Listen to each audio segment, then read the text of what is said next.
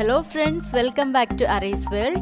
ഇന്ന് ഞാൻ നിങ്ങളായിട്ട് ഷെയർ ചെയ്യാൻ പോകുന്നത് ഒരു മുളക് ബജ്ജിന്റെ റെസിപ്പിയാണ്. മുളക് ബജ്ജി എല്ലാവർക്കും ഇഷ്ടമാണ്, പക്ഷേ കുറേ പേര് ഇതിന്റെ എരിവ് കാരണം കഴിക്കാതെ ഇരിക്കുന്നുണ്ട്.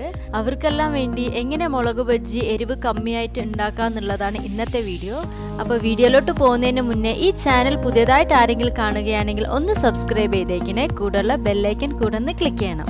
അപ്പോൾ ബെല്ലൈക്കൻ ക്ലിക്ക് ചെയ്യുമ്പോൾ നിങ്ങൾ ഓൾ എന്ന് തന്നെ ക്ലിക്ക് ചെയ്യണം. എങ്കിൽ മാത്രമേ ഇതുപോലുള്ള ന്യൂ വീഡിയോസ് ഞാൻ ഇടുമ്പോൾ നിങ്ങൾക്ക് നോട്ടിഫിക്കേഷൻ വരുള്ളൂ. വീഡിയോയിലോട്ട് പോവാം. ഈ ബജ്ജി തയ്യാറാക്കാൻ വേണ്ടി ഞാനിവിടെ 5 ചെറിയ ബജ്ജി മുളകാണ് എടുത്തിരിക്കുന്നത്. അപ്പോൾ ചെറിയ മുളകായ കാരണം തീർച്ചയായിട്ടും ഇതിന് എരിവ് നിറയെ ഉണ്ടാവും. അപ്പോൾ ആ എരിവ് എങ്ങനെ കമ്മിയാക്കാമെന്ന് നമുക്ക് നോക്കാം. അപ്പോൾ ആദ്യം ഞാനിവിടെ ഒരു മുളകെടുത്ത് അതിൻ്റെ സെൻറ്ററിലൊന്ന് കട്ട് ചെയ്ത് കൊടുക്കുകയാണ്. എന്നിട്ട് അതിൻ്റെ അകത്തുള്ള സീഡ്സ് എല്ലാം ഞാനിവിടെ എടുത്തു മാറ്റുന്നുണ്ട്. അപ്പോൾ ഈ മുളകിൻ്റെ സീഡ്സ് എല്ലാം നമുക്ക് കംപ്ലീറ്റ് ആയിട്ട് തന്നെ എടുത്തു മാറ്റണം. ഇപ്പോൾ കണ്ടില്ലേ, ഞാൻ ഇതിൻ്റെ സീഡ്സ് എല്ലാം കംപ്ലീറ്റ് ആയിട്ട് തന്നെ എടുത്ത് മാറ്റിയിട്ടുണ്ട്. ഇനി നമുക്ക് ബാക്കിയുള്ള മുളകിലും കൂടി ഇതുപോലെ ചെയ്തെടുക്കാം.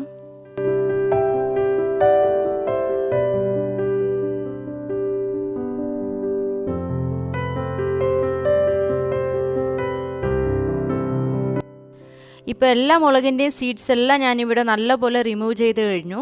ഇനി നമുക്ക് ഇതിനകത്തേക്കുള്ള ഫില്ലിംഗ് തയ്യാറാക്കാം. ഫില്ലിങ്ങിന് വേണ്ടി ഞാനിവിടെ എടുത്തിരിക്കുന്നത് പുളിയുടെ പേസ്റ്റാണ്. അത് നമുക്ക് നേരത്തെ തന്നെ വെള്ളത്തിനകത്തിട്ട് കുതിർത്ത് വെക്കാം. അങ്ങനെ ഇല്ലാന്നുണ്ടെങ്കിൽ നല്ല തിളച്ച വെള്ളം അതിൽ കുറച്ച് ഒഴിച്ചാൽ പെട്ടെന്ന് തന്നെ ആ പുളി പേസ്റ്റായി കിട്ടും. ഇനി ഇതിലേക്ക് നമുക്ക് കുറച്ച് ഉപ്പ് ചേർത്ത് കൊടുക്കാം. എന്നിട്ട് നല്ലപോലെ ഒന്ന് മിക്സ് ചെയ്ത് കൊടുക്കണം. അപ്പോൾ നമ്മുടെ ഫില്ലിംഗ് ഇവിടെ തയ്യാറായി കഴിഞ്ഞു.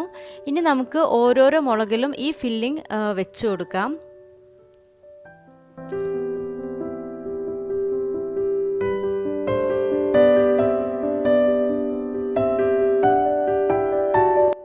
അപ്പോൾ ഞാനിവിടെ എല്ലാ മുളകും ഫില്ല് ചെയ്ത് കഴിഞ്ഞു.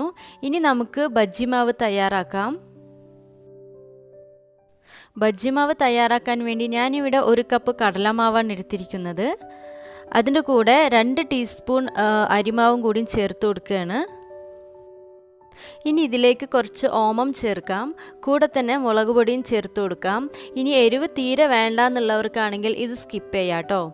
അതിനുശേഷം കുറച്ച് മഞ്ഞൾപ്പൊടിയും കുറച്ച് ബേക്കിംഗ് സോഡയും ചേർത്ത് കൊടുക്കുകയാണ്.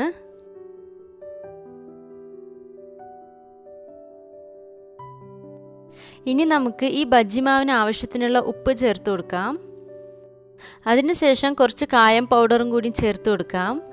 അവസാനമായിട്ട് ഞാനിതിൽ കുറച്ച് പാവ് ഭാജി മസാലയാണ് ചേർക്കുന്നത്. അതില്ലെങ്കിൽ നിങ്ങൾക്ക് ഗരം മസാലയും ചേർക്കാം. ഇനി അത് രണ്ടും ഇല്ലെങ്കിൽ സ്കിപ്പ് ചെയ്യാം, ഒരു കുഴപ്പമില്ല. ഇനി ഇതെല്ലാം നമുക്ക് നല്ലപോലെ ഒന്ന് മിക്സ് ചെയ്തെടുക്കാം. ഇനി ഇതിലേക്ക് കുറച്ചായിട്ട് വെള്ളം ഒഴിച്ചു കൊടുക്കണം. അപ്പോൾ ഒരുപാട് ലൂസാവാനും പാടില്ല, ഒരുപാട് കട്ടിയാവാനും പാടില്ല.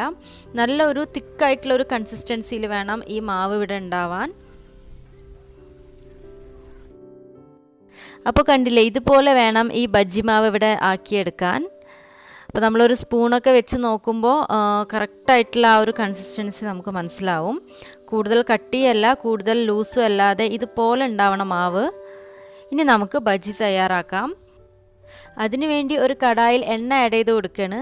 അപ്പോൾ നമ്മുടെ ബജ്ജി മുങ്ങിക്കിടക്കുന്നത് പോലെ നിറയെ എണ്ണ ഒഴിച്ചു കൊടുക്കണം. അപ്പോൾ എണ്ണ നല്ലപോലെ ഇവിടെ ചൂടായി വന്നിട്ടുണ്ട്. ഇനി ഇതിലേക്ക് നമുക്ക് ആ മുളകിനെ മാവിൽ മുക്കി ഫ്രൈ ചെയ്തെടുക്കാം.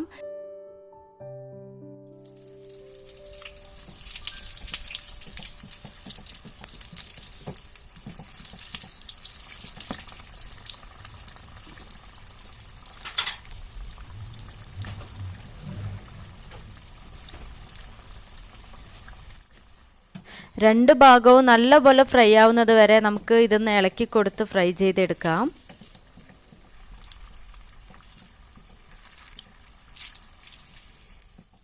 അപ്പം നമ്മുടെ മുളക് ബജ്ജി ഇവിടെ ഫ്രൈ ആയി കഴിഞ്ഞിട്ടുണ്ട്.